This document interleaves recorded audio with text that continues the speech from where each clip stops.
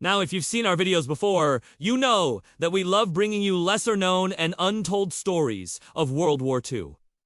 Well, and now, let's get back to the video. The fog of war is often thickest where victory is at hand. As the Allied forces tightened their grip on mainland Europe, every step brought new challenges. But amidst the drive towards Berlin, a disturbing story emerged from the very heart of Nazi Germany. On May 2nd, 1945, Adolf Hitler's personal physician, Dr. Karl Brandt, stood witness to something chilling. A close friend of Hitler's SS Hauptsturmführer Wilhelm Much approached him, eyes blazing with fanaticism. He revealed a horrifying mission. In order directly from Hitler to destroy invaluable cultural treasures, rather than let them fall into Allied hands. That same day, as Soviet troops closed in on Berlin, Much assembled a group of 8 men, each sworn to secrecy, tasked with carrying out Hitler's final wishes. Their objective: the Vorbunker beneath the Reich Chancellery. Inside, hidden from the relentless bombings above, lay a treasure trove of historical artifacts, documents that could rewrite history itself. Among them, the original copies of the Treaty of Versailles, the document that ended World War I and set the stage for Hitler's rise to power, and the complete works of Adolf Hitler, including his personal diaries. But why? Why risk losing these priceless pieces of history? The answer lay in Hitler's twisted logic.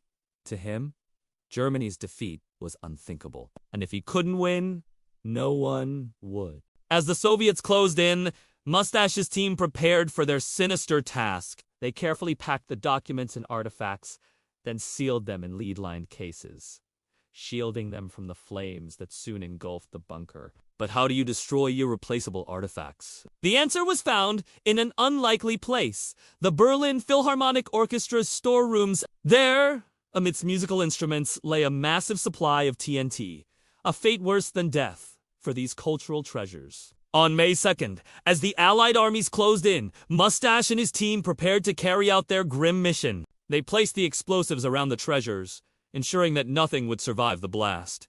Then came the signal. With the Red Army mere meters away, Mustache and his men knew there was no escape. They detonated the TNT, sending a massive explosion ripping through the underground bunker. The shockwave shook Berlin, the blast column reaching high above the city's rooftops, sending a plume of smoke billowing into the sky. When the dust settled, nothing remained of Hitler's legacy except a gaping hole leading to a fiery underworld. Mustache and his men had fulfilled their duty, or had they? As the Soviet troops descended upon the bunker, they discovered a secret passageway, an underground tunnel leading away from the blast site.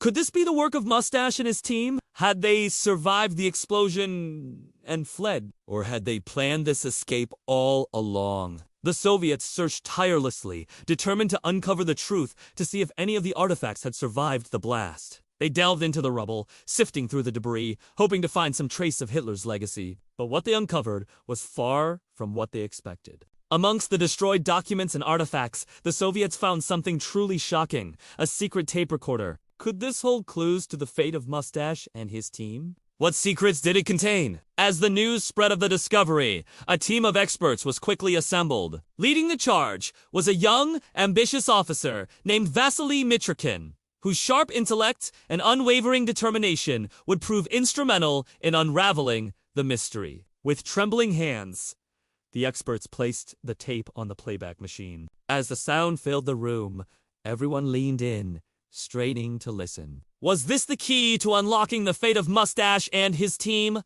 What secrets did the recording hold? But the tape held more than just the echo of a lost era. It was a testament to human endurance, courage, and the pursuit of knowledge in the face of unimaginable adversity. And as the last echoes faded away, the experts knew they had stumbled upon something truly remarkable. Now, as we delve deeper into the mysteries of the tape, ask yourself, what secrets could this artifact reveal about Mustache and his team? How did it tie into the larger narrative of Germany's defeat and the end of the Third Reich? And what does it say about the enduring spirit of those who dared to fight against the darkest chapters of human history? Meanwhile, deep within the ruins of Berlin, a similar race against time was underway. As the Red Army advanced, a group of scientists and scholars raced to protect Germany's cultural heritage from the advancing troops. In the midst of the chaos and destruction, they sought to preserve the legacy of a nation safeguarding books, documents, and artifacts that could shed light on one of the most destructive periods in human history. But the question remains, what discoveries did they make in the ruins of Berlin? What did these cultural treasures reveal about the Third Reich and its aftermath? And how did their findings contribute to our understanding of one of the most turbulent eras in modern history? And so, the Allied campaign against Hitler's Atlantic Wall came to a decisive head on June 6, 1943. The successful landings at Anzio and later in southern France had forced the Germans to abandon their earlier plans for a counter-invasion of the Mediterranean. By mid-June, Allied troop strength in Italy reached 350,000, making a breakthrough only a matter of time. Aware that Italy was lost, Hitler ordered the construction of the Gustav Line across northern Italy to slow the advance. But even this formidable defense ultimately failed to stop the determined Allied offensive. By September 2nd, American and British troops stood at the foot of the Alps, the Po Valley stretching before them. 2 days later, Italian Field Marshal Giovanni Battista Cadorna announced to his stunned officers, "Gentlemen, the game is up." Italy was officially surrendered. On September 8th, 3 days later, the German commander-in-chief, Field Marshal Albert Kessler, reluctantly notified Berlin that Italy had ceased to be a belligerent nation. Victory in the West was equally decisive. After fierce battles and heavy losses, the Allies pushed the weakened German defenses before them. Paris was liberated on August 25, 1944. From here, the path to Berlin was clear.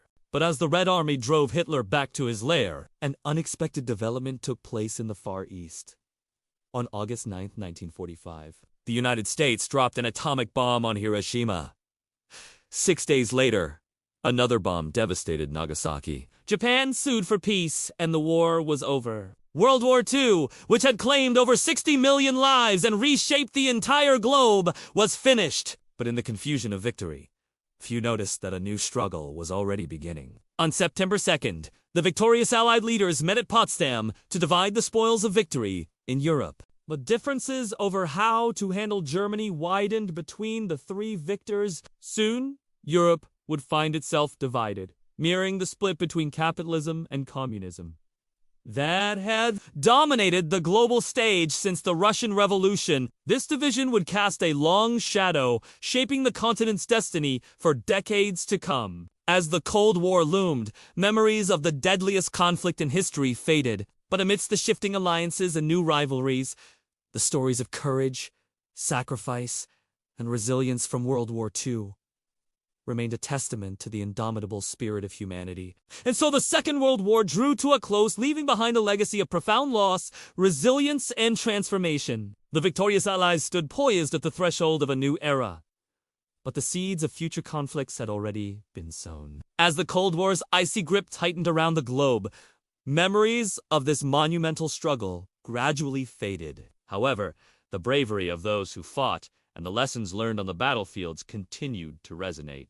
For over 6 decades, historians have grappled with the question of whether D-Day marked the true turning point in the war. The Normandy landings certainly dealt a crippling blow to Nazi Germany.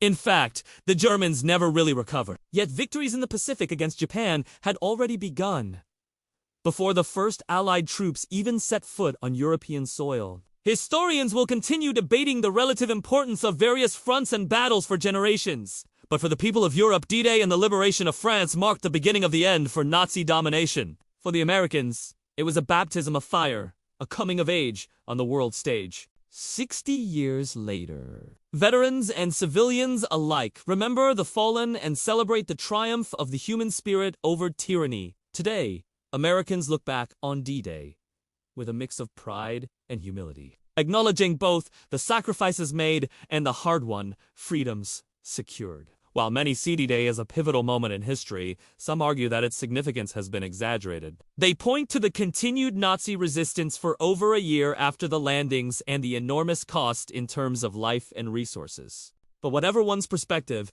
D-Day remains a monumental event that shaped the course of the 20th century. Perhaps it is best encapsulated by British Prime Minister Winston Churchill's famous words, "We shall go on to the end. We shall fight in France.